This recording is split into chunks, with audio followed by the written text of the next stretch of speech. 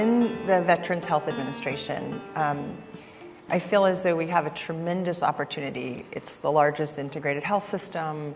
The people there are extremely forward-thinking and innovative and believe and understand how broken the system is. The suicides is one example only.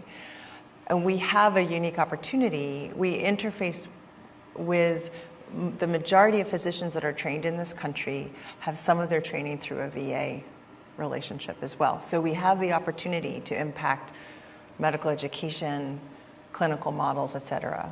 We have, just in my office, we have 9 health systems that are centers of innovation where we have permission and the desire to do it differently and begin to learn what might that look like, whether that's with the veterans, whether that's with how we interface with physicians. So all of this to say there's a tremendous opportunity to really step out of what's comfortable, to really step out of what we already know, and to do it differently. And I understand what you're saying, that we can't transform overnight. I absolutely understand that and believe that as well. But I would like to get your insight into where, if you could wave the magic wand, where would you start? What would you, and it doesn't have to be one thing, it could be 1,000 things, but I would love your reflections on how can we begin to really, now that we have permission, to do this differently? Say, from what limited experience I have of war, that is through cinema and documentaries and reading, I've not been in one. What I see is, particularly the way it is happening here, is people are trying to psych themselves up into action by pumping themselves up in a certain way. We're doing this, you see this happening in sports arenas today, everywhere, everybody is like this. Okay? If you bring a certain ease into this, they can become fine soldiers. When I say a fine soldier, it's somebody who will do just what is needed, not one shot extra, not one shot less, not one shot more. And the same should happen to all professions, of course, that we should not do anything more or less than what's needed. We must do what's needed, isn't it? Just what is needed, nothing more, nothing less. But because we're charging ourselves up to action, we're propelling ourselves into action because we believe if we raise a certain pitch of emotion, we will act somehow. No, we can act out of our sense, we can act out of our intelligence. We don't have to act out of our anger or hatred or something, because that will always be excessive action. So bringing this in before they go to war, before… I call them boys because I feel most of them are boys. Then they're supposed to become men in the battlefield. They're very young, isn't it, when they go, a lot of them? So these boys, before they go, if they start some simple process, they will conduct themselves well through whatever duties they are given. When they come back, they will come well. If that is not possible, because you handle them only, the veterans, after they come back, at least as soon as they come back or on the way back, we can give them a simple app that 2 or 3 times a day, they just plug in on their phone or something and just do one simple process within themselves which will quieten the whole thing. What this is, it's like this. Is it a fact that you accumulated this body? I'm not sure. You already said when you were born you were only 10 pounds. Yeah, well, actually 8, but Okay. Now I will not discuss the present weight, but yeah, that's wise. I'll not do that. That is very wise, yes. I am not that uncivilized, okay? So, this is an accumulation, isn't it? Yes.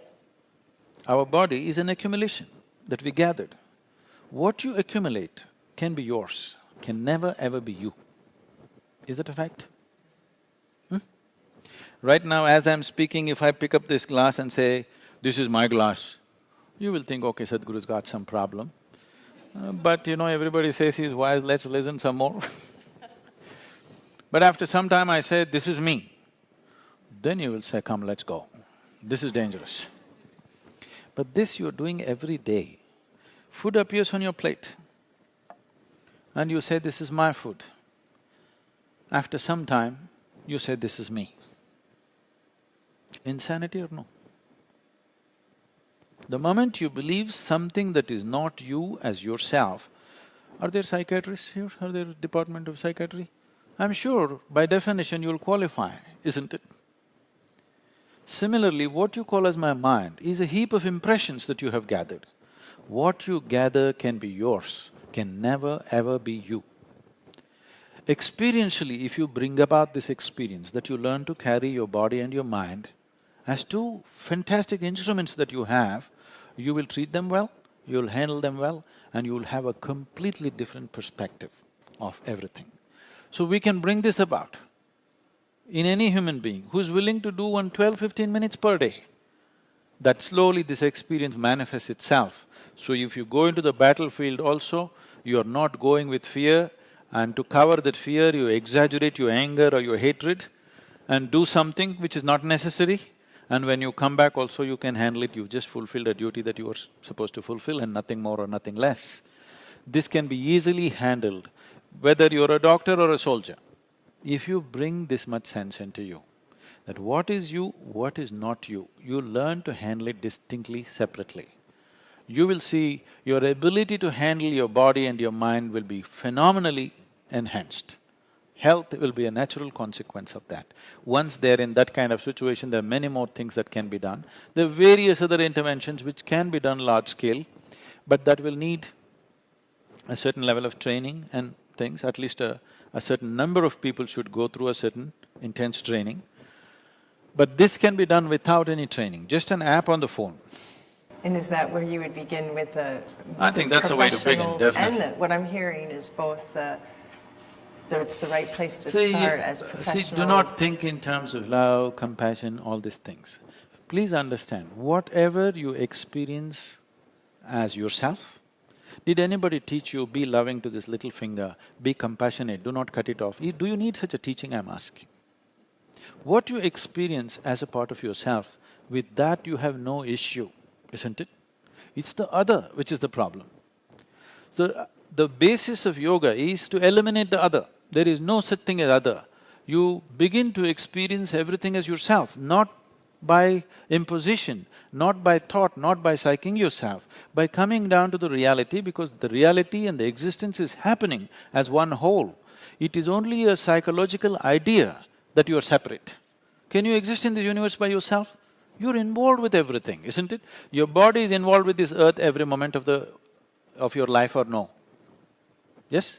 Most people understand this only when you bury them.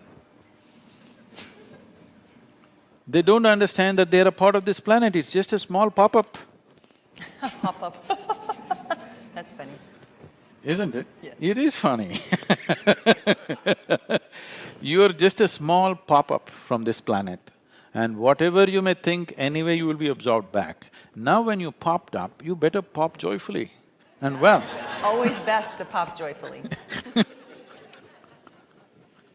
Absolutely. So bringing that reality, experiential reality into your life, not as a thought, not as an idea, not as a concept, but as a living experience. If you see that this body and this mind is something that you gathered, whatever suffering that you or any human being has known in his life or her life is only either physical or mental, isn't it so?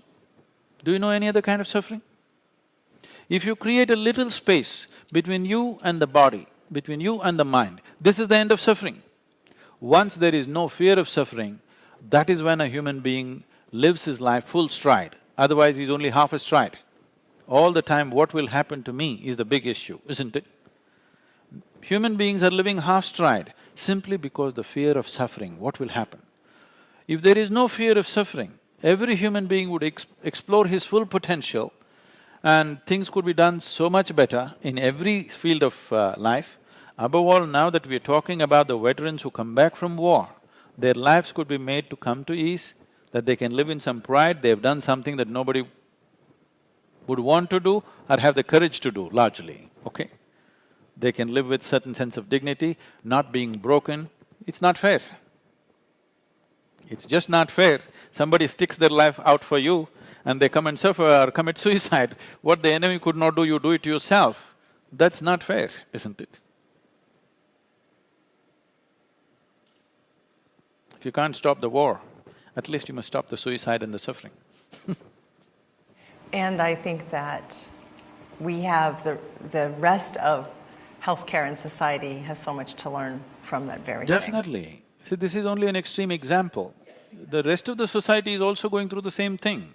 Somebody may go to war and come back and suffer, somebody may go to a conference and come back and suffer, somebody may go home and suffer and come back, we don't know where their suffering is. What is their battlefield of suffering, who knows? Everybody is going through something. War is a more extreme example.